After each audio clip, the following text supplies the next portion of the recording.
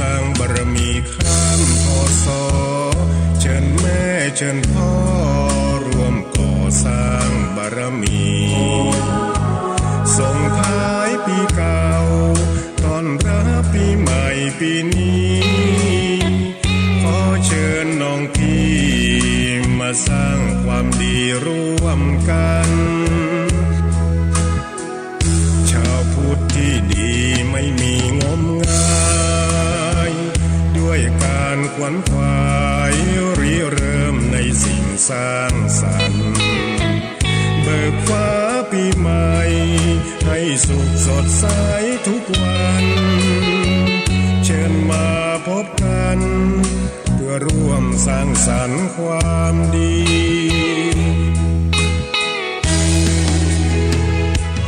ทุกใดที่มีในใจของเราความโศกความเศร้าที่คอยเผาใจนานปีจงมาลายหายสูญด้วยคุณพระชินสี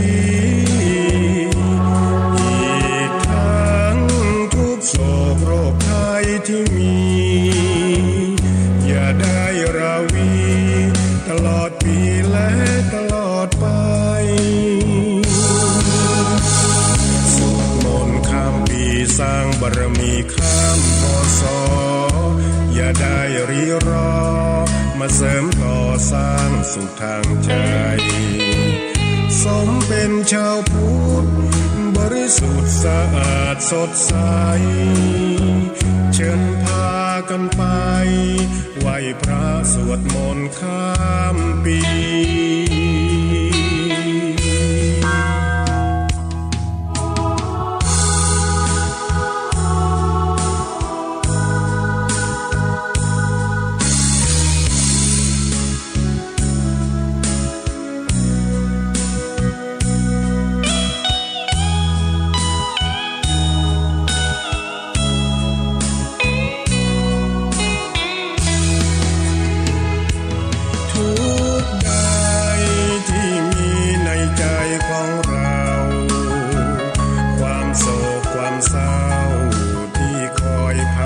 ใจนานปีจงมาลายหายสูญด้วยคุณพระชินสีอีกทั้งทุกโศกโรคภัยที่มีอย่าได้ราวีตลอดปีและตลอดไปสวดมนต์ข้ามปีสร้างบารมีข้ามพศอย่าได้รีรอมาเสริมต่อสร้างสุขทางใจสมเป็นชาวพุทธบริสุทธิ์สะอาดสดใสเชิญพากันไปไหว้พระสวดมนต์ข้ามปี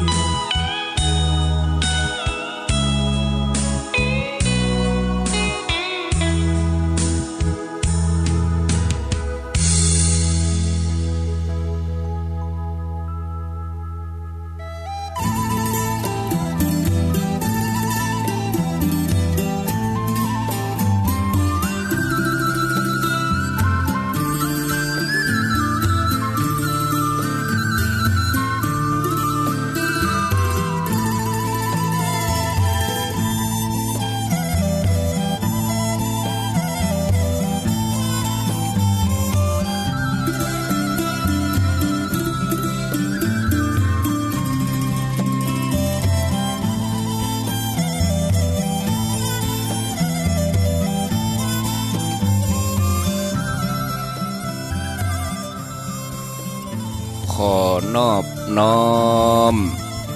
เอากุณพระแก้วเจ้าดังสามประการอันมีพระพุทธพระธ ธรรมพระสงฆ์กุลพ่อกุลแม่กุลครูบาอาจารย์กุลศีลธรรมกรรมฐานจงมาปกห่มรักษาครูบาอาจารย์พระเจ้าพระสงฆ์ทุกรูปปกห่มรักษาป่อออกแม่ออกศรัทธาตั้นสาธุชนคนดีผู้สนใจใฝ่ในธรรมทุกท่านขอถวายความเคารพแสดงความนับถือพระมหาเถระพระเถรานุเถระเจ้าคณะพระสังฆาธิการ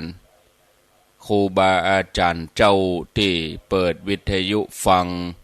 อยู่ที่วัดที่ว่าเวลานี้บ่ว่าจะเป็นหลวงป่อหลวงลุง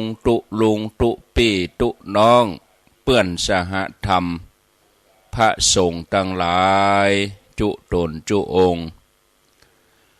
ขอความสุขความเจริญในธรรม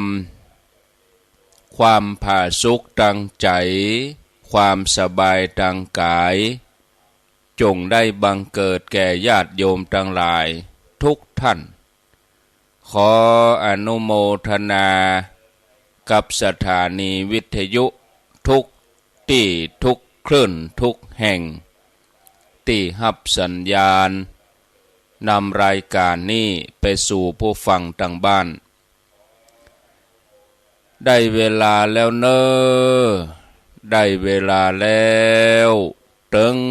เวลาแล้วได้เวลาสำหรับการรับฟังธรรมะอันเป็นสาระประโยชน์ทางด้านพระพุทธศาสนาน้ำธรรมคำสอนขององค์สมเด็จพระชินวรสัมมาสัมพุทธเจ้าได้มาปะมาพบมามาเล่าสู่บรรดาพ่อแม่พี่น้องป่อออกแม่ออกป่อแม่นักศีลนักบุญเท่าแก่น้อยใจยิงตั้งหลายแล้วไผที่ยังบ่ลุกเตื้อก็เกียมตัวลุกมาได้แล้วเนอะเกียมตัวลุกมาได้แล้วหลับลุกเจ้ากินพักดังป่ายหลับลุกควายกินพักดังเก้าลูกเจ้าได้หลายลูกขวายได้น้อยหลับลูกเจ้าเป็นเจ้าตังหลายหลับลูกขวายปาเฮือลูกหลานเป็นหนี้เป็นค่าเนอตื่นมาเหียเนอลุกมาเหียเนอลุกเนอลุกเนอลุกตื่นตื่นได้แล้วลุกได้แล้วญาติโยมท่านทั้งหลายลุกเจ้าตื่นตัวเจ้าบัวกับหันเยื่องนาพังพร้อมลุกควายบ่ตันหนทางกีดก้อมก้าตัวบ่ต้อมปุ่นอายจุงเก่งเข้าไว้อย่าไปเฮือขวายต่อแน่สบายจำไว้เนิ่อเจ้าจำไว้เนิ่อเจ้าอรุณสวัสดิ์ธรรมะสวัสดีสวัสดียามเจ้าศรัทธาญาติโยมท่านผู้ฟังทั้งหลายยินดีต้อนรับเข้าสู่รุ่งอรุณวันใหม่ปะกันวันนี้เป็นเจ้าของวันจันทร์ที่9 เดือนธันวาคมพุทธศักราช2567วันนี้เป็นวันเดือน3เหนือขึ้น9ค่ำเดือน3เหนือขึ้น9ค่ำพร่ำว่าเป็นวันที่9พอดีมาพบกันในรายการเสียงธรรมแสงอรุณรายการเสียงธรรมแสงอรุณดำเนินรายการโดยอาตมาภาพพระครูอภิวัฒนวิกรม วัดปากตางเจริญตำบลดอยหล่ออำเภอดอยหล่อจังหวัดเชียงใหม่เป็นผู้รับผิดชอบดำเนินรายการมาปะศรัทธาญาติโยมทั้งหลายเป็นประจำในวันจันทร์วันพุธแล้วก็วันพฤหัสบดีเวลา5:00จนถึงเวลา6:00วันนี้ก็มาปะศรัทธาญาติโยมทั้งหลายเหมือนเดิมมามาจามาพบปะศรัทธาญาติโยมท่านสาธุชนทุกคนทุกท่านหลายท่านก็ตื่นขึ้นมาตั้งแต่เวลา3:00 4:00บางท่านก็กำลังลุกมานี่ก็มีบางท่านก็นอนอยู่นอนฟังก็ได้อนุโมทนาบ่เป็นหยังจะนอนฟังกานั่งฟังกาบางท่านบางคนก็เข้าครัวทำกับข้าวกับป่าบางคนก็ทำธุระส่วนตัวทำความสะอาดบ้านกวาดบ้านถูบ้านตื่นขึ้นมาตั้งแต่เช้าก็อนุโมทนาบางทีการฟังธรรมะเมินหลายคนอาจจะง่วงแต่ก็ถือว่าเป็นการฝึกใจของเฮาถ้าเฮาปฏิบัติธรรมถ้ามันราบลื่นมันก็บ่มีง่วงนี่มันก็ถือว่ามันผักข้าวแน่เฮาจะต้องปะอุปสรรคปะสิ่งที่มากวนใจ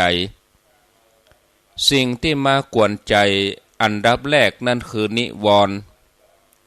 โดยเฉพาะความง่วงความไข้หลับแต่ถ้าเฮาพอว่าเป็นอุปสรรคเพื่อจะก้าวข้ามก้าวพ้น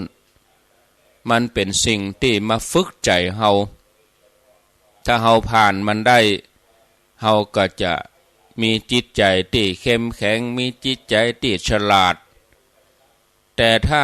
ห่วงนอนแล้วผ่านมันบ่ได้เฮาก็จะเป็นคนที่อ่อนแอความง่วงเป็นนิวรณ์มันบ่ได้สร้างปัญหาเท่ากับนิวรณ์ตัวอื่นๆอย่างกับตัวที่ชื่อว่าปฏิฆะหรือว่าพยาบาทที่ย่าเฮาป่วยเป็นโรคคนที่มีปฏิฆะนักๆมีพยาบาทนักๆเนี่ยทำให้เส้นเลือดในสมองแตกทำให้คนอื่นเดือดร้อนมีปฏิฆะนักเข้าโคตรเข้าก็ไปทำร้ายคนอื่นส่วนความง่วงที่เป็นนิวรณ์เบื้องต้นนี่เฮาควรจะเรียนรู้แล้วก็ผ่านให้มันไปได้ถ้าเฮาผ่านไปได้เฮาก็จะมีความเข้มแข็งเฮาก็จะมีความฉลาดในการรับมือกับนิวรณ์ตัวอื่นๆต่อไปนิวรณ์ตัวอื่นๆก็เหมือนกันศรัทธาญาติโยมจะไปพอว่ามันมารบกวนใจจะไปพิจารณาพอว่ามันมาขัดขวางการปฏิบัติสำหรับคนที่ต้องการฝึกเพื่อให้ใจสงบตามแนวกรรมฐานจะรู้สึกว่าเป็นลบกับนิวรณ์ว่าเป็นตัวมาขัดขวางความสงบบ่ให้ใจเกิดสมาธิแต่สำหรับนักปฏิบัติที่เปิ้นมุ่งให้เกิดปัญญาเปิ้นต้องการความหลุดพ้นนิวรณ์นี่มีประโยชน์เวลาเกิดขึ้นมาแล้วบ่เพียงแต่รู้ว่ามันเกิดเวลามันดับเฮาก็บ่เพียงแต่รู้ว่ามันดับแต่ยังรู้ต่อไปแถมว่ามันเกิดเพราะอะหยังมันดับเพราะอะหยังเป็นเหตุให้มันเกิดอะหยังเป็นเหตุให้มันดับถ้าเฮารู้อย่างอี้แสดงว่าเฮามีความก้าวหน้าในการเจริญสติปัฏฐานฮ้องว่าธรรมานุปัสสนา ธรรมานุปัสสนาสติปัฏฐานนั่นคือการหันธรรมในธรรมตัวธรรมที่ว่านี่ก็คือตัวนิวรณ์ได้หันนิวรณ์5ขันธ์5อายตนะ12ได้หันโพชฌงค์7ได้หันอริยสัจ4ถ้าเฮาฮู้อริยสัจ4ฮือทองแท้เฮาก็นำมาพิจารณาแล้วเฮาก็ผ่านด่านแรกคือตัวนิวรณ์ก่อนการผ่านนิวรณ์บ่ได้ก็หมายความว่าถ้าบ่มีนิวรณ์มาเฮาบ่หันมันมันก็สามารถจะก้าวข้ามไต่ระดับขึ้นไปถ้าเฮาเริ่มหันนิวรณ์เฮาพิจารณามันดับเพราะอันหยังเมื่อเฮาเข้าใจตัดนี้อันแสดงว่าเฮาเริ่มหันธรรมแล้วการเจริญสติปัฏฐาน4ขั้นแรกคือหันกายในกายสติปัฏฐานเปิ้นมี4กายเวทนาจิตธรรมอันดับแรกนี่ก็หันกายในกายเมื่อกายเคลื่อนไหวเฮาก็รู้สึกขั้นที่2เฮาหันเวทนาในเวทนาจะเป็นสุขเวทนากะเป็นทุกขเวทนากะเมื่อเกิดขึ้นเฮาก็ฮู้หันเข้าไปพิจารณาเข้าไปมีความปวดเมื่อยเฮาหันความปวดเมื่อยแต่เฮาบ่ได้เป็นผู้ปวดเมื่อยมีความสบายก็หันแต่ก็บ่ได้เป็นผู้ที่สบายหันอย่างเดียวเมื่อกินอาหารอร่อยเมื่อกินอาหารล้ำก็เกิดสุขเวทนาหันความอร่อยหันความชอบบ่ใจเป็นผู้ที่ชอบเฮาหันความชอบขั้นที่3หันจิตในจิตอันนี้คือหันความเป็นไปของจิตหันอาการของจิตของเฮาหันกายเคลื่อนไหวหันใจนึกคิดอันนี้เป็นเบื้องต้นของการเจริญสติปัฏฐานเมื่อเฮาหันกายเคลื่อนไหวหันใจนึกคิดเมื่อหันแล้วเฮาบ่เข้าไปเป็นมันก็จะทำเมื่อเฮาก้าวเข้าสู่ขั้นที่4อันนั้นคือการหันธรรมในธรรมบ่เพียงแต่ว่าฮู้นิวรณ์ที่มันเกิดขึ้นต่ออันเฮาก็ยังหันต่อไปแถมว่ามันมีเหตุปัจจัยอันหยังที่ทำให้มันเกิดทำให้มันดับในขณะที่เฮาปฏิบัติแล้วเนี่ยเฮาก็มีความง่วงเกิดขึ้นเฮาพอว่าความง่วงเป็นของดีเป็นการบ้านที่มาฝึกเฮาบ่ใช่ฝึกความอดทนต่ออันแต่ฝึกสติให้เฮาหันบ่เข้าไปเป็นหลังจากที่เฮาหันว่ามันเกิดขึ้นแล้วมันดับไปก็จะหันความจริงแถมต่อไปว่าโอ้นิวรณ์หมู่นี้มันอาศัยเหตุปัจจัยถึงจะเกิดขึ้นได้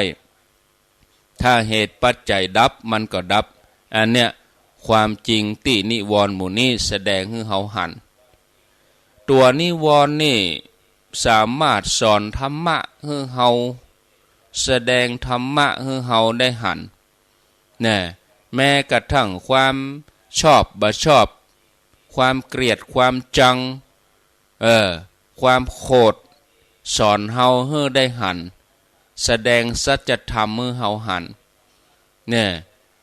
โดนด่าก็หันสัจธรรม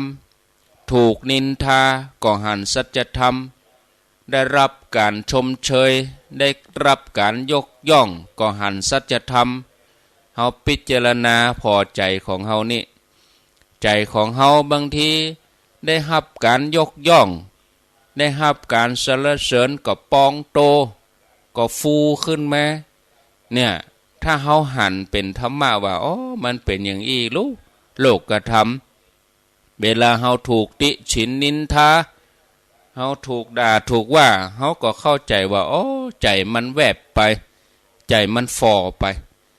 เฮาก็เข้าใจโลกธรรมมันมีสุขมันก็มีทุกข์มีสรรเสริญมันก็มีนินทามีลาภเสื่อมลาภมียศเสื่อมยศเนี่ยเวลาเฮาถูกด่าถูกว่าสัจธรรมมันก็ปรากฏอันนั้นคือมันก็มีสิ่งที่ตรงกันข้ามมีคนฮักก็มีคนจังมีคนด่าก็มีคนชมเนี่ยญาติโยมบางทีเฮาบ่ล่ำที่จะพิจารณาอย่างนี้เท่าใดเฮาบัดตันมันเวลามีคนสรรเสริญเวลามีคนชมเฮาก็หลงปลื้มเนี่ยเวลามี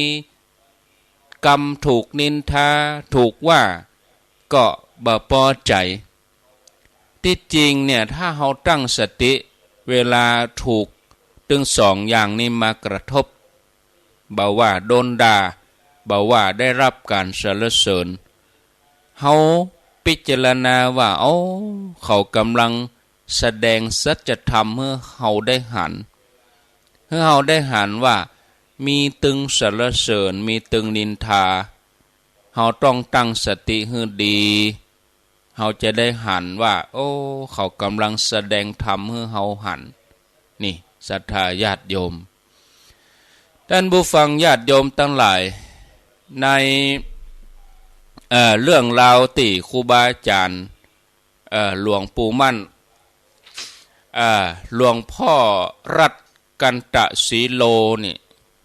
เป็นลูกศิษย์รุ่นแรกๆของหลวงปู่มั่นมีนิสัยโผงผางหลวงพ่อรัตนี่นะหลวงพ่อทองรัตกันตสีโลเป็นลูกศิษย์รุ่นแรกหลวงปู่มั่นดูจากภายนอกนี่ก็บ่ล่ำจะเรียบร้อยบางครั้งเวลาบิณฑบาตท่านก็จะห้องให้โยมมาใส่บาตรโยมมาใส่เพะนะโดยเฉพาะโยมที่บ่เคยใส่บาตรแต่บ่กองเขาถวายท่านก็บ่ฉันเพราะรู้ว่ามันเป็นอาบัติเพราะตามวินัยแล้วพระบ่สามารถขออาหารจากโยมได้ถ้าได้ก็ฉันบ่ได้แต่ท่านทำอย่างนี้ก็เพื่อจะสอนให้โยมรู้จักใส่บาตรแต่โยมบางคนบ่เข้าใจวันหนึ่งมีคนเขียนบัตรสนเทลงในบาตรท่านหันแล้วก็เลยพิจารณาบัตรสนเทว่าบอกกองท่านเข้าถึงวัดท่านก็ป่านสังฆติอย่างดีแล้วก็ห้องพระเนนมารวมกันแล้วก็บอกว่าลูกพระลูกเนนอันนี้โยมเอาอมตะธรรมมาเทวดาเอาใส่บาตรให้ฟังเนอพระเนนฟังเนอระหว่างที่พระเนนนั่งตั้งใจฟังตัวท่านเองก็ประนมมือข้อความที่นั่นในบัตรสนเทบอกว่าพระผีบ้าเป็นพระเป็นเจ้าบ่สำรวมในศีลในธรรมเป็นพระบ่มีวินัยเป็นพระแล้วประจบสอพอเจ้าบ้านพระแบบนี้บ่ควรใส่บาตรให้กินให้ออกจากวัดไปถ้าบ่ไปจะมีเรื่องบัตรสนเทเป็นอย่างนี้ผู้เขียนบัตรสนเทลงในบาตรคงจะปรารถนาดีต่อพระศาสนาอยากจะหันพระดีเพราะว่าพระดีที่เขาเข้าใจคือพระจะต้องเรียบร้อยจะต้องอู้น้อยละเมียดละไมต้องสำรวมบอกกองหันหลวงพ่อเจ้าบ้านก็บ่พอใจอยากขับไล่แต่หลวงพ่อเปิ้นบ่เกียดบ่โคตรเมื่ออ่านจบก็บอกว่าเก็บเอาบัตรสนเทนี้ไปใส่ไว้ปืนปูจาปืนโต๊ะปูจาไหว้พระถึงวันก็ไหว้กรรมนี้ โอ้อันนี้เป็นกรรมจริงเป็นสัจธรรมเข้าใจโลกธรรมเป็นอย่างอี้แต่ก่อนได้ยินแต่ชื่อว่ามีลาภเสื่อมลาภมียศเสื่อมยศมีสรรเสริญมีนินทามีสุขมีทุกข์ได้ยินได้อ่านได้เขียนเพียงแต่เป็นตัวหนังสืออันนี้ปรากฏออกมาเป็นของดีสาธุเป็นแก่นธรรมมาถึงเก็บไว้หลวงพ่อแม่ถูกด่านอกจากท่านจะบรรทุกแล้วท่านก็ยังหันว่าเป็นของดีที่จะเอามาสอนพระเนนเอามาสอนลูกศิษย์ได้โอกาสสอนพระเนนในเรื่องของโลกธรรมทุกคนมีโอกาสได้ปะมีสุขก็มีทุกข์มีสรรเสริญก็มีนินทามีลาภเสื่อมลาภมียศเสื่อมยศอันนี้ถือว่าเป็นอมตะธรรมของเทวดาศรัทธาญาติโยมท่านสาธุชนท่านทั้งหลายถ้าเฮาตั้งใจอย่างอี้ก็ดีไปอย่างเวลามีไผมาต่อว่าด่าเฮาก็นึกว่าเขากำลังแสดงธรรมอยู่เป็นอมตะธรรมส่วนคนที่แสดงธรรมเมื่อเฮาก็ยกให้เขาเป็นเทวดาเหี้ยแต่ถ้าเฮาโดยบัดตันเฮาถูกด่าถูกว่าถูกนินทาเฮาไปเกลียดไปโกรธเฮาไปเสียใจเฮาไปน้อยใจก็ฮื้อตั้งสติเหี่ยน้อยพิจารณาว่าเฮากำลังโกรธเพราะอะไรหยังเฮาเสียใจเพราะอะไรหยังเฮาน้อยใจเพราะอะไรหยังอันนี้มันก็หันสัจธรรมลึกเข้าไปแถมเฮาโกรธเพราะว่าเฮาไปยึดมั่นถือมั่นเฮาไปยึดเอาภาพลักษณ์เฮาไปยึดเอาหน้าตาเฮาไปยึดเอาอุปทานว่าคนจะต้องยกย่องเฮาอย่างเดียวคนจะต้องสรรเสริญเฮาอย่างเดียวเนี่ยถ้าเฮาเพราะว่าที่เฮาโกรธเนี่ยเพราะว่าเฮาไปยึดมั่นถือมั่นในภาพลักษณ์หน้าตาเฮาก็บ่หันสัจธรรมตัวนี้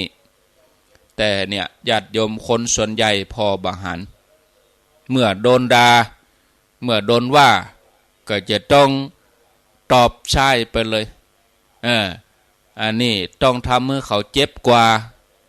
อย่างนี้แสดงว่าส่งจิตออกนอกไปอย่างเต็มที่บ่หันสัจธรรมเฮาสามารถหันสัจธรรมได้จากเหตุการณ์ที่เกิดขึ้นในปัจจุบันเฮาจะหันสัจธรรมที่เกิดขึ้นสดๆฮ้อนๆว่าเฮาเป็นคนมีคุณธรรมนักน้อยเต่าใดนะทุกข์เพราะยึดมั่นถือมั่นเพราะเฮามีกิเลสในใจเมื่อเฮาถูกด่าถูกว่าเฮามีความโกรธถ้าเฮามีสติหูตันแทนที่เฮาจะเป็นผู้โกรธกับหันความโกรธใจมันก็บรรทุกจากนั้นเฮาก็ลองเสาะหาสาเหตุต่อไปว่าโกรธเพราะอะไรหยังทุกข์เพราะอะไรหยังบ่ใช่เพราะเขาว่าแต่เป็นเพราะเฮายึดมั่นถือมั่นในตัวตนรู้สึกว่าตัวเฮาถูกด่าตัวเฮาเสียหน้าถ้าอย่างนี้ก็เจ้าก็ว่าบ่ได้หันสัจธรรมนะอย่างเกิดขึ้นกับเฮาถ้าเฮาพิจารณาพอดีๆพอให้มันถูกที่พอให้มันเป็นธรรมะเฮาก็จะได้รับธรรมะในสมัยพุทธกาลมีหลายท่านที่เปิ้นบรรลุธรรมเพราะหันสิ่งที่บ่เกิดว่า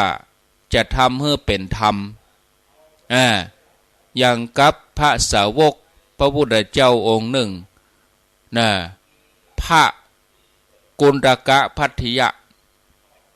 เปิ้นเป็นพระตัวน้อยๆรูปร่างน้อยๆหลายคนก็นึกว่าท่านเป็นสามเณรวันหนึ่งท่านกำลังเดินบิณฑบาตก็มีรถม้าแล่นผ่านคนที่นั่งอยู่ในรถม้า ก็เป็นแม่หญิงคณิกาเมื่อหันท่านก็ฮู้ซื่อว่าพระตัวนี้เน้นตนนี้น่าฮักเนี่ยทีนี้ฮู้ซื่อว่าท่านน่าฮักนะยิ้มจนหันเขี้ยวสีขาวท่านเองหันแล้วแทนที่จะเกิดราคะท่านกลับหันเป็นว่าบ่วงมารอันนี้คือสิ่งล่อให้ใจไปหลงติดทำมือหันโตดของหูบชัดเจนปัญญาก็ลุกขึ้นมาปาก็ว่าท่านได้บรรลุอนาคามีที่ถนนท่านเลยเพราะหันเขี้ยวสีขาวของแม่หญิงสาวที่นั่งอยู่ในรถม้าทั้งที่คนทั่วไปหันภาพลักษณ์แม่หญิงสาวยิ้มหันเขี้ยวเขาทั้งหลายก็ว่าสวยงามเป็นสิ่งกระตุ้นราคะแต่ท่านกลับหันสิ่งเหล่านี้เป็นธรรมะนี่ศรัทธาญาติโยมเรื่องของท่านกุณฑกะภัททิยะก็มีเรื่องราวเล่าต่อไปแถมนะท่านละกุณฑกะภัททิยะนี่บำเพ็ญบานานจากนั้นท่านก็บรรลุธรรมเป็นพระอรหันต์วันหนึ่งมีพระกลุ่มหนึ่งมาเข้าเฝ้าพุทธเจ้าหันใส่ท่านละกุณฑกะภัททิยะเดินสวนทางขณะที่พระเหล่านั้นเข้าเฝ้าพุทธเจ้าพระองค์ทรงตรัสว่าพวกท่านฮู้ก่อพระที่เดินสวนทางออกไปสักครู่ได้ฆ่าพ่อฆ่าแม่แล้วปนทุกข์ถึงนิพพานพระกลุ่มนี้ก็เกิดความสงสัยว่าเป็นไปได้จะใดพระองค์ก็อธิบายฆ่าพ่อฆ่าแม่นั่นคือตัวฆ่าตัณหาฆ่ากิเลสเนี่ยพระองค์ตรัสอย่างนี้เพราะตัวกิเลสตัณหาทำให้เกิดภพชาตินะคือการเกิดตั้งจิตเปรียบเหมือนกับพ่อกับแม่ที่เกิดลูกออกมาอู้ถึงเรื่องการหันสัจธรรมแถมตัวอย่างที่น่าสนใจคือพระติสสะพระติสสะนี่ขณะที่กำลังเดินอยู่บนถนนได้ยินเสียงนางตาสีกำลังห้องเพลงเกี่ยวกับความบาดเตี่ยงของสังขารความบาดเตี่ยงของชีวิตพระติสสะท่านฟังแล้วพิจารณาก็บรรลุธรรมตรงนั้นท่านบรรลุธรรมเพราะได้ยินเสียงเพลงนางตาสีบ่ใช่เพราะว่าฟังธรรมะจากพระพุทธเจ้าเรื่องเหล่านี้จี้ให้หันชัดว่าอันยังก็ตามที่เฮาได้ยินที่เฮาได้ฟังที่เฮาได้หันได้ฮู้บ่ว่าจะเป็นรูปที่มากระทบตาเสียงที่มากระทบหูมันจะเป็นบวกหรือเป็นลบก็สามารถแสดงสัจธรรมให้เฮาได้หันญาติโยมคณะเดียวกันสิ่งที่เกิดขึ้นในใจเฮาอย่างความเกลียดความโกรธหรือว่าตัวนิวรณ์ขอแต่ว่าจะไปเข้าไปห่วมแสดงบอกว่าจะเป็นความง่วงความเบื่อหน่ายความเกลียดความโกรธความอาฆาตพยาบาทเมื่อใดก็ตามที่มันเกิดขึ้นให้เฮาหันเริ่มจากหันว่ามันเกิดขึ้นแล้วเนี่ยหันด้วยสติต่อมาเมื่อมีสติเกิดขึ้นมาเฮาก็จะหันธรรมชาติหันลักษณะของมันหันว่ามันเกิดขึ้นตั้งอยู่ที่สุดดับไปหันว่ามันมีเหตุมันถึงเกิดเมื่อเหตุดับมันก็ดับไปตุยอันนี้เฮาหันเป็นประจำอยู่แล้วเนี่ยเฮาก็จะฮู้ว่ามันเป็นทุกข์ทนอยู่สภาพเก่าได้บ่เมินแล้วก็หันต่อไปแถมว่ามันบ่มีตัวตนต้องอาศัยสิ่งอื่นถึงจะเกิดขึ้นได้ถ้าบ่มีสิ่งหมู่นี้มันก็เกิดขึ้นบ่ได้นะถ้าสิ่งนั้นดับมันก็จะต้องเสื่อมสลายไปอันนี้แสดงว่ามันบ่มีตัวตนของมัน มันเป็นอนัตตานะศรัทธาญาติโยมใจที่บ่เป็นกลางต่อสภาวะธรรมทั้งหลายที่มันเกิดขึ้นเนี่ยอย่าให้เฮาพลาดโอกาสที่เฮาจะหันสัจธรรมจากสิ่งต่างๆที่เกิดขึ้นตั้งภายนอกรูปรสกลิ่นเสียงสัมผัสตั้งภายในคือนิวรณ์อกุศลธรรมต่างๆรวมไปจนถึงเวทนาทุกขเวทนาความปวดเมื่อยจะไปพอว่ามันเป็นศัตรูมันแสดงสัจธรรมสอนเฮาได้นักบ่ใช่สอนให้มีแต่ความอดทนอย่างเดียวทำให้ใจของเฮาเข้มแข็งอย่างเดียวแต่สามารถเผยสัจธรรมให้เฮาได้หันฉะนั้นญาติโยมที่สนใจในการปฏิบัติญาติโยมในชีวิตประจำวันให้เนี่ยเฮาได้หันธรรมะตลอดหันธรรมะทุกขณะสุขอื่นยิ่งกว่าความสงบบ่มีนะศรัทธาญาติโยมคนสมัยนี้นี่ชอบแสวงหาความสุขเสาะหาแต่เน้อแต่ก็บ่ปะสักเตื้อเพราะบ่ฮู้จักความสุขที่แท้ฮู้จักแต่ความสุขแบบหยาบแต่ได้รับความสุขอย่างนี้นักเท่าใดก็บ่พอใจบ่อิ่มเพราะในส่วนเลิกเนี่ยต้องการความสงบดังใจตราบใดที่เฮาบ่ปะความสงบเย็นเฮาก็บ่หลุดจากการแสวงหาฉะนั้นศรัทธาญาติโยมท่านสาธุชนทั้งหลายเฮาจะต้องปิกมาให้ความสำคัญกับความสงบใจโดยเฉพาะความสงบเนี่ยนัตถิสันติปรมังสุขังความสุขอื่นยิ่งกว่าความสงบบ่มีนะศรัทธาญาติโยมเป็นธรรมดาที่เมื่อมีคนอู้ว่านิพพานังปรมังสุขังเนี่ยนิพพานเป็นสุขอย่างยิ่งเนี่ยมีคนอู้ว่านิพพานบางทีคนฟังอาจจะตกใจรู้สึกว่าไกลตัวเป็นไปบ่ได้บ่ใช่สิ่งจำเป็นแต่บ่กองอู้ถึงความสงบ จากการปล่อยวางหลายคนก็กึดได้ว่าโอ้มันบ่เกินวิสัยพอทำได้ชีวิตเฮานี่สามารถเข้าถึงความสุขที่บ่ขึ้นกับสิ่งของภายนอกได้เฮาสุขใจได้แม้ภายนอกวุ่นวายนะถึงแม่ผู้คนรอบตัวเฮาจะมี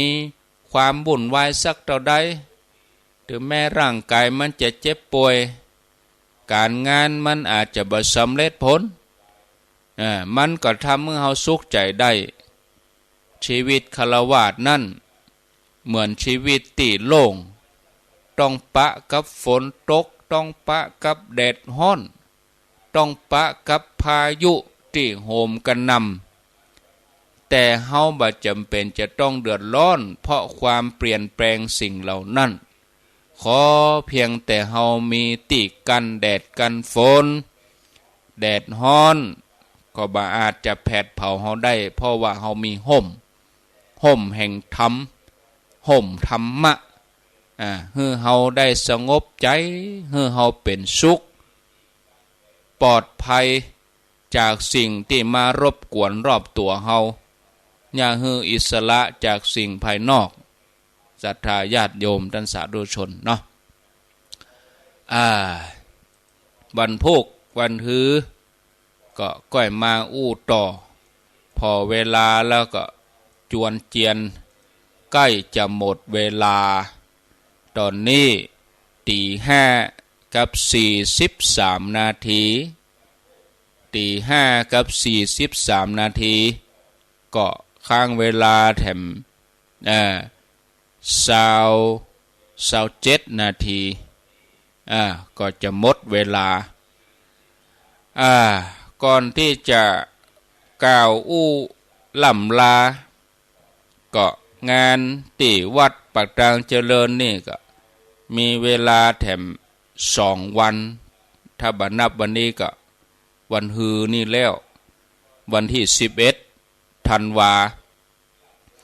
วันก่อนนั่นเป็นเทปที่เอาเปิดให้ฟังเพราะว่าบ่สะดวกเข้ารายการหลายคนคนเฒ่าคนแก่บ่ทันได้ฟังก่อนหน้านั้นบ่ทันได้ฟังเมื่อเจ้าก็ไปจำเอาเทปเอาไปเอามาก็เลยสับสนงานบ่มีเมื่อคืนน่ะย้ำแล้วย้ำอีกงานจะมีเฉพาะเมื่อวันนะไผมาเมื่อคืนก็มาคนเดียว มาคนเดียวก็อยู่คนเดียวนะวันที่11วันฮือนี่งานถึงแค่ภาคบ่ายสืบชะตาแล้วถวายแล้วกินข้าวตอนแล้วก็จบวันที่11พิธีจะเริ่ม9 โมงเกิง10 โมงนี่เนอะวันที่11วันพุธงานที่วัดปากตังเจริญปีนี้เป็นปีที่15ก็ใครจะมาสืบชะตาด้วยกันก็ขอเจริญปอนส่วนงานภาคกลางคืนนั่นปีนี้บ่มีเนอะบ่มีบางคนฟังเทปเก่าตั้งแต่ปี61ละปี61นั่นมีพระเจ้าตันใจมีพระอุปคุตเนาะมีสวดอิติปิโสพระสงฆ์500 รูปอันนี้บ่มีปีนี้บ่มีที่ฟังก่อนนั่นเป็นข้อมูลเก่าเป็นเทปเก่าคนที่เปิ้นฟังเปิ้นจะเข้าใจเปิ้นจะพิจารณาออกแต่คนที่ฟังแล้วพิจารณาก็เอามาเก็บเอามาจำแล้วก็ทำให้สับสนฉะนั้นฟังเอามันเป็นปัจจุบันถ้าคนที่บ่ลูกเจ้าอย่างวันนี้บ่ฟังจำก็อาทิตย์ก่อนก็จะจำต่ออันเนาะศรัทธาญาติโยมนั่นเป็นอย่างนี้นะอันนั้นก็ต้องขออภัยตัว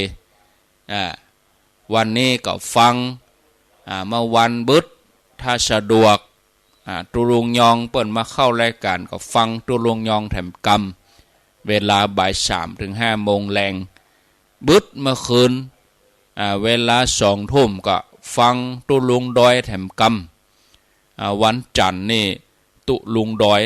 เนาะศรัทธาญาติโยมเนาะพ่อแม่ศรัทธาญาติโยมท่านทั้งหลายก็พอเวลาแล้วก็อนุโมทนาศรัทธาญาติโยมวิทยุดับไปแล้วเดี๋ยวก่อนเนอะที่ไหนดีพ่องที่ไหนดับพ่องที่ไหนดับที่ไหนดีบ่ฮู้บางที่ก็ดับแต่อาตมาเปิดละไว้นี่ดับนะเดี๋ยวก่อนเนอะ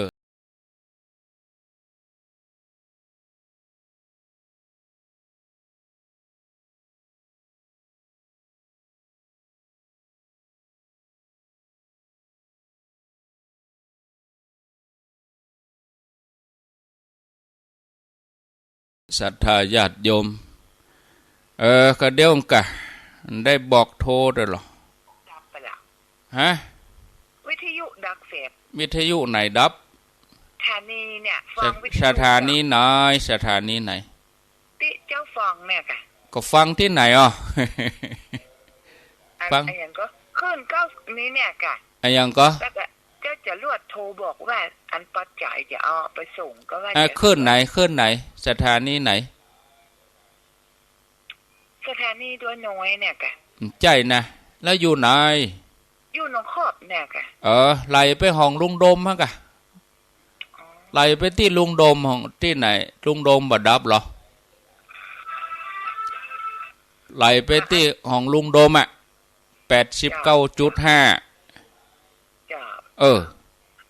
อันที่ปัจจัยที่เจ้าห้องเอามาวันงานน่ะเนอะเอามาวันงานเนอะมันดับรู้เอาไปอยู่ที่เดียวกะที่หันดับที่นี่ดับมันก็ไหลไปที่นี่อีกจะไปเอาที่เดียวกะอย่างเขาไปเขาจะกินข้าว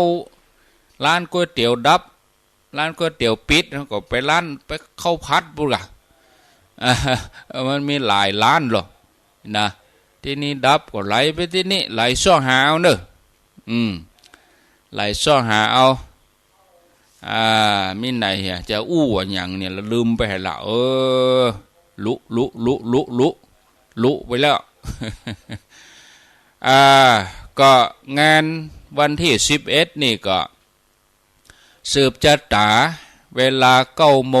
9:30ไผจะเอาอาหารเพลมาเลี้ยงพระคุณเจ้าก็เอามาพระสงฆ์30 รูปก็ตามเจตนาไผจะเลี้ยงโรงทานก็เอามาตามเจตนาน้ำกาอาหารกาของกินกาของหวานกาก็เอามาเตอะเนาะเอามาเลี้ยงโรงทานงานวันที่11เนาะพระสงฆ์ก็30 รูปศรัทธาก็คงบ่หลายอาตมาคาดแล้วก็คงบ่เกิน300ประมาณ300 คนเนาะกะไปประมาณเท่านั้นเพราะปีนี้บ่ได้จัดกิจกรรมอย่างเป็นแตะเป็นว่าจัดแบบน้อยๆเพราะว่าอินดูศรัทธางานมันถี่เกินไปงานตังใดก็ดีไปเนาะเดือนหน้าก็จะเข้ากรรมแถมกิจกรรมมันหนักก็เลยจัดหมอกพอดีนะ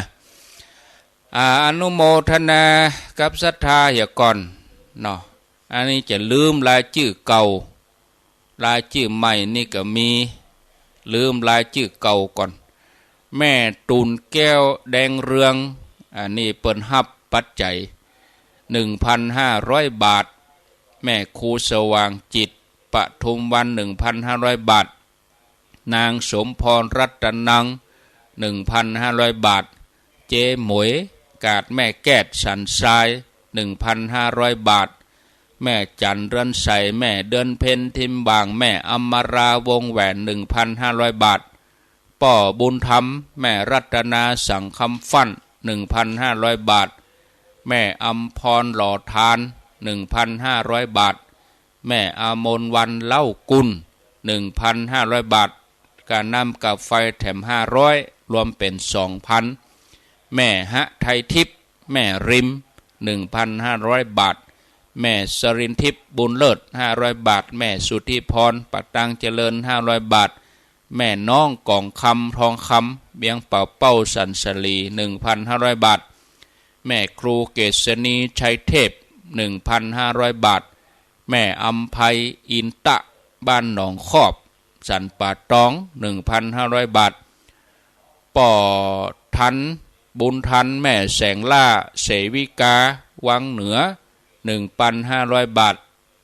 ป่อสมัยแม่พิมพาใหม่เขียว 1,500 บาท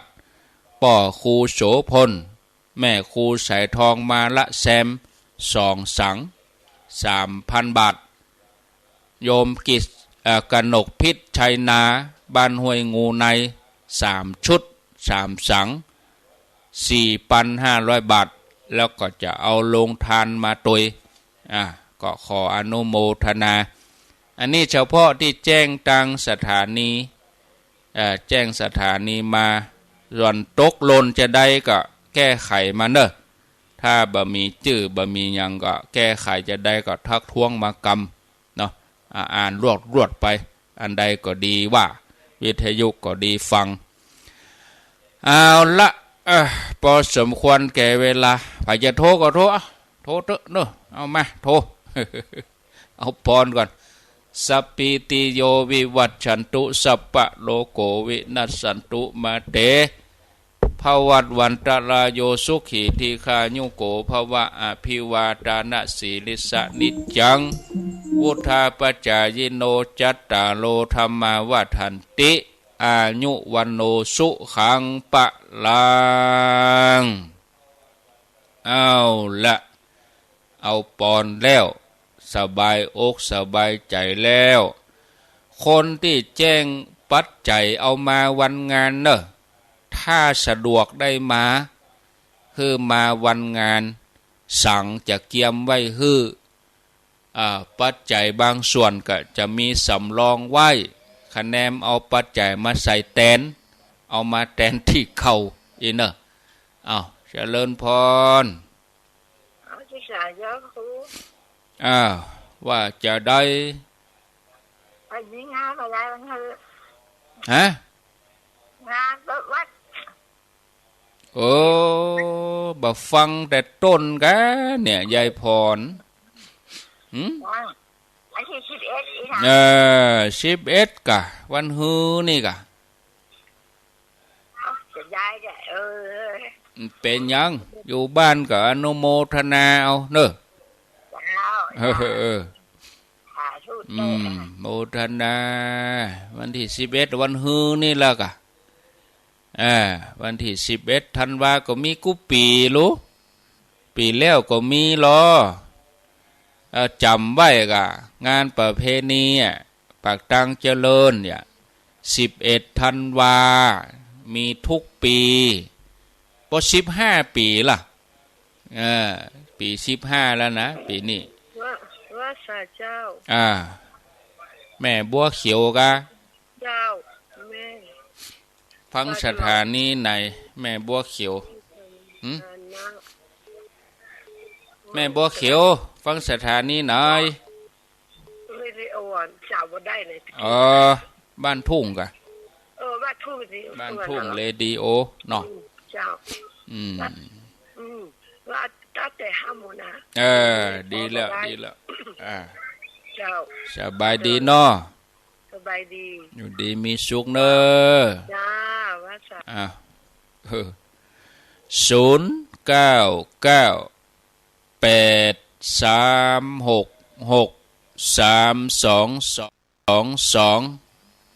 099836632จะเลินพรนมัสการครับว่าจะได้ชัดเจนดีครับชัดเจนบ่มีดับเนาะบ่มีดับครับดับนี่ก็มันก็หลายสาเหตุไฟฟ้าพ่องอินเทอร์เน็ตพ่องมันหลายสาเหตุเอาบ่จ้างอธิบายยังเป้าให้บ่ดับก็นั่นมันตึมดับรู้มันดับบางตีเนาะโมทนามันดับนี่หยังอีกนะเฮาก็บ่ฮู้สาเหตุนะเฮาอยู่โดยรอเพ่สถานีเปิ้นอยู่แหมตี้เจริญพรไหว้สาเจ้าโทษจากที่ไหนโทษจากแม่มานาการเจ้าลีอำเภอลี่กะเจ้าปนตอดพระป่าวันนี้เนอะ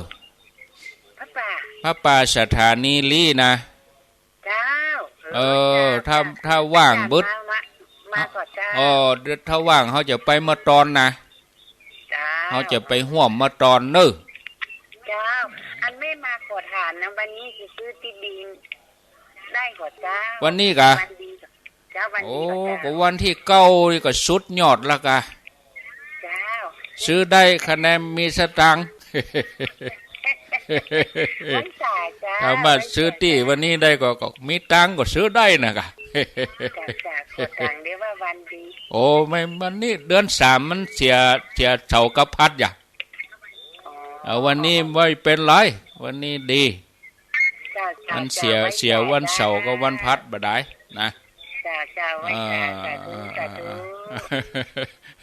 ซื้อที่วันนี้ดีกว่าก็ดีอ่ะถ้ามีสตางค์ซื้อจะเลินพรจะเลินพรโอ้ยังน่ะจะเลินพรติดแล้วรถจากที่ไหนมันเป็นยางไม่น้อมไม่น้อมกะอันฟังสถานีไหนนี่ได้ยินทีก็แม่น้องช่วงเนี้ยได้ยินจังหวัดเจ้าเลยเจ้าบ่มีดับเนาะดีแล้วก็ดีแล้วยินดีเนอะแม่น้อมเนอะไรอย่าหอมปานีไปได้ฝากแม่ปานีมานะ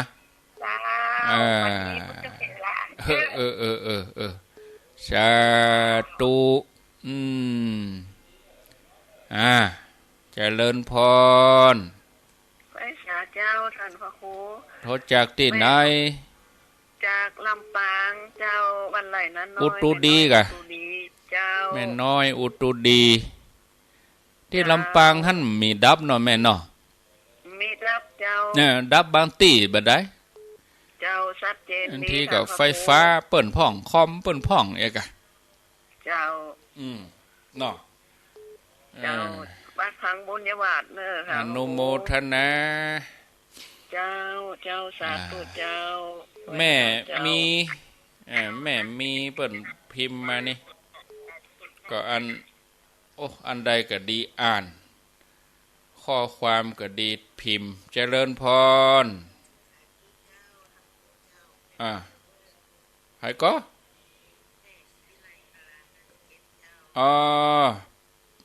รัชเกตเนาะฟังชัดดีกะมีดับเนาะดีแล้ว